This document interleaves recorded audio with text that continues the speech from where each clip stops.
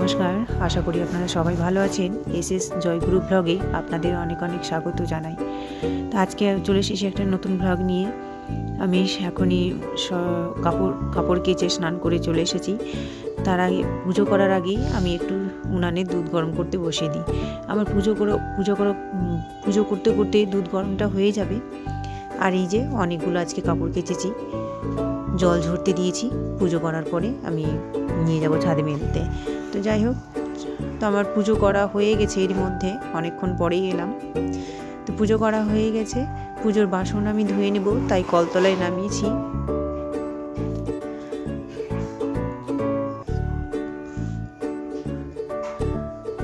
তো জল নিয়ে আসলাম, জল নিয়ে এসে পুজোর বাসন আমি মাজতে বসেছি এবং মেজে ধুয়ে তুলে নেব।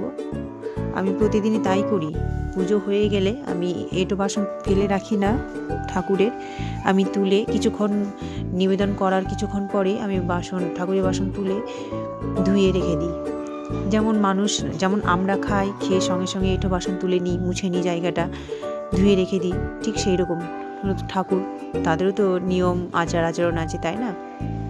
সেই জন্য আমিও যখন প্রসাদ নিবেদন করা হয়ে যায়, তারপরে কিছুক্ষণ রেখে তুলে ঠাকুরের বাসন ধুয়ে রেখে দিই। তাই আমি ঠাকুরের বাসন তুলে ধুয়ে নিচ্ছি।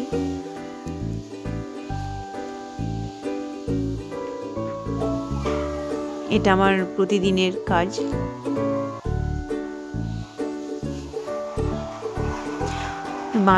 ঠাকুরের বাসন মাজা হয়ে গেছে, এবার ধুয়ে নিচ্ছি।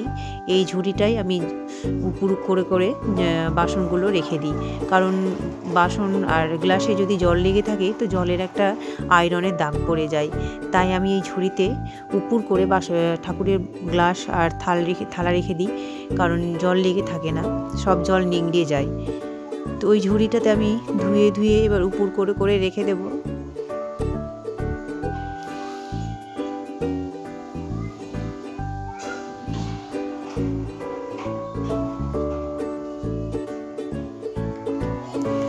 আমার বাসন ধোয়া হয়ে গেল।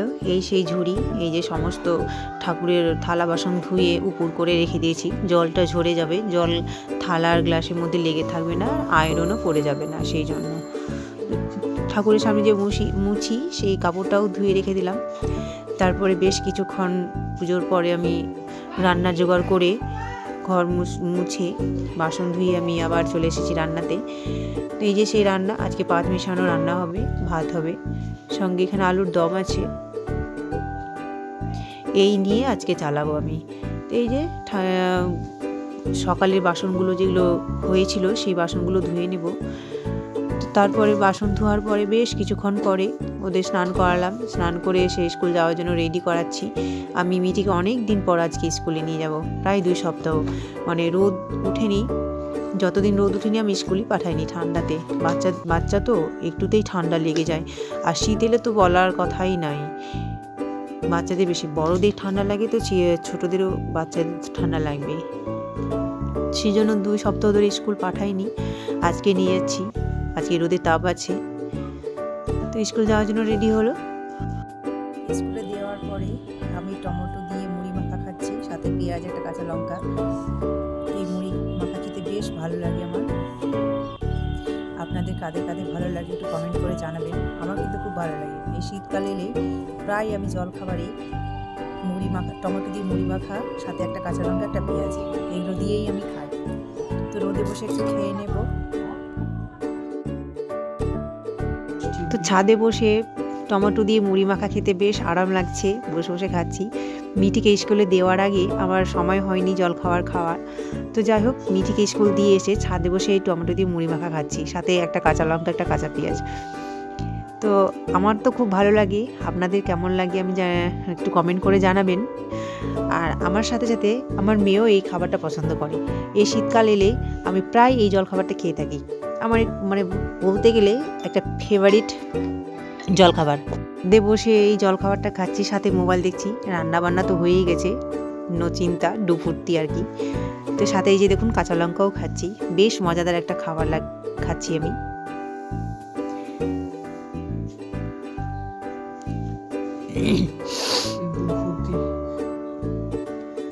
তো কিছুক্ষণ পরে আবারও চলে এসেছি ছাদে। এই যে সেই দুটো মগ দেখছেন, এই একটা হলুদ একটা অরেঞ্জ কালার, একটা ইয়েলো একটা অরেঞ্জ।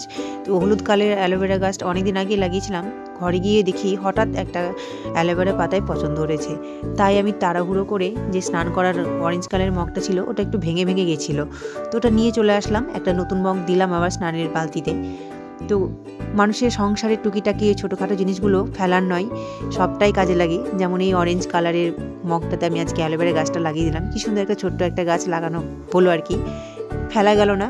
তো এইরকম ছোটোখাটো জিনিস ভেঙে গেলে ফেটে গেলে আমি এরকম গাছ লাগিয়েই থাকি।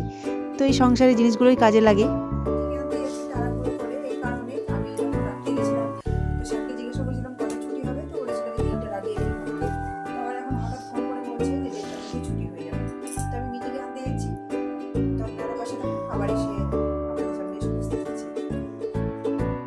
তারপরে মিঠিকে নিয়ে এসে স্কুল থেকে নিয়ে এসে সবাই আমি মিঠি হাত পা ধুয়ে তারপরে দুপুরে খাবার খেতে বসেছি। খাওয়া হয়েছিল, বাসন ধুয়ে কিছুক্ষণ বসে তবে দুটো বোতল পরিষ্কার করলাম জলের, দিয়ে একটু ছাদে গেছিলাম। এই তো ছাদে এলাম তেল মাখতে। আমি কেশ কিং তেল মাখি প্রায় 1 সপ্তাহ হয়ে গেল শ্যাম্পু করা। 1 সপ্তাহ না, বেশ বুধবারে করেছিলাম, 5-6 দিন হলো। তো আমি শ্যাম্পু করেছিলাম, তেল লাগাইনি, আজকে তেল লাগিয়ে নিচ্ছি চুলে। তেল না দিলে আবার থাকা যায় না, মাথা ব্যথা করে আমার। তো রোদে বসে বসে তেল লাগাচ্ছি মাথায়, বেশ আরামও লাগছে, ভালোও লাগছে।